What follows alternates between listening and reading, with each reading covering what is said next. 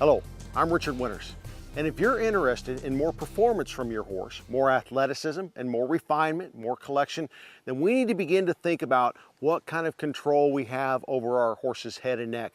Do we have any kind of soft feel? Does that horse come in and say, "Yes, sir, what can I do for you?" Or does he give you a busy signal? Let's check things out with this horse today. Now, this is the horse that has just come to the Thatcher School. I just purchased him last week. And he has a little bit of a cutting background. And oftentimes in the cutting world, they're not real concerned about face control. It's a very specialized discipline, just getting them in front of a cow and allowing the horse to work on his own. I'm more into the reined cow horses, not into the performance horse business. And it's really important to me that if I pick up on these reins, this horse gives me some kind of feel. And I feel some resistance in there. When I picked up on him, it didn't really feel all that good to me. I'm going to set my hands, whoa, and draw that horse backwards. This is where I first begin to see my horse give his face a little bit. I'm going to draw him back. And as his nose comes down and in, then I'm going to release. There. When you're drawing your horse backwards and asking for that soft feel, don't try to do it exclusively with your hands. Let your legs help you as well. I press and release with my legs, and press and release helps to pick up that horse's back. There'll be a rounding there that takes place, and that horse will get soft in the poll. Now, the teaching moment is not when I take a hold of him. The teaching moment is when I release, and this is what I want you to think about today.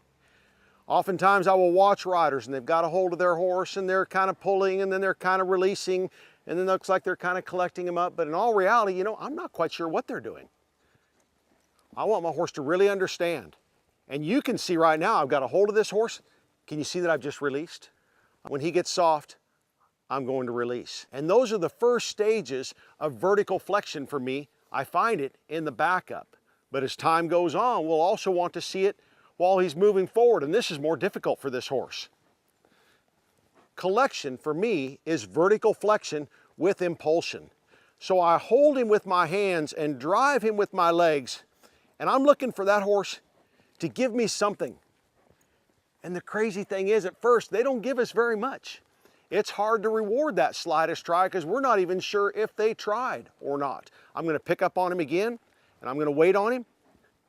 I'm going to wait there until he's not pulling on me. When that feels light, you say, "Well, I didn't even see it." I know, and I barely felt it. Because at first they give us so little. That's why we need to make sure that we don't have arms that are too elastic. Because what will happen is they will give, and because we have tension in our arms, we take up that little bit of slack, and the horse never finds the release. Now I'm going to hold again and drive that horse up into that bridle. Hold with my hands and drive with my legs. His nose is down, but he hasn't really released. There's a little spot where he's a little bit softer. And this is something, although this horse is 7 years old, it just hasn't really been in his paradigm. It's never really been important to him or his riders. Oh, I'm going to shift my weight. There, as he comes down and in, he finds that release. Anybody can pull on a horse. There, but when do you release? One of my mentors said when their head gets above the saddle horn, all their brains run out into their neck and they can't even think. I think there's some truth in that. There's just nothing we like when that head gets up there, because oftentimes when the head comes up, then their back hollows out and they're not in an athletic frame anymore. We're not just trying to make their head go down so that we please a judge, but we're trying to put our horse in a more athletic frame. Hold with my hands. Drive with my legs. There, just give me something. And I won't get greedy, and I won't ask for too much too soon. I will reward the slightest try, and as time goes on, I can get a little more. I can ask for more steps.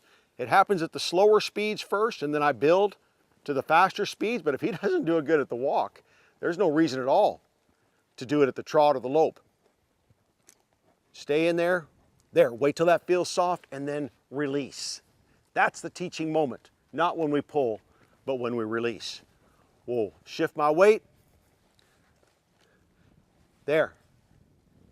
Get soft. There you go. just the beginning stages of vertical flexion that will shape up my whole horse's body to do something more athletic. We've got to have control over that head and neck. If you don't like what it feels like here, I don't think you're going to like any of it. So keep that in mind as you're trying to tune up your horses and get a little more performance out of them. I'm Richard Witters. Thanks for watching.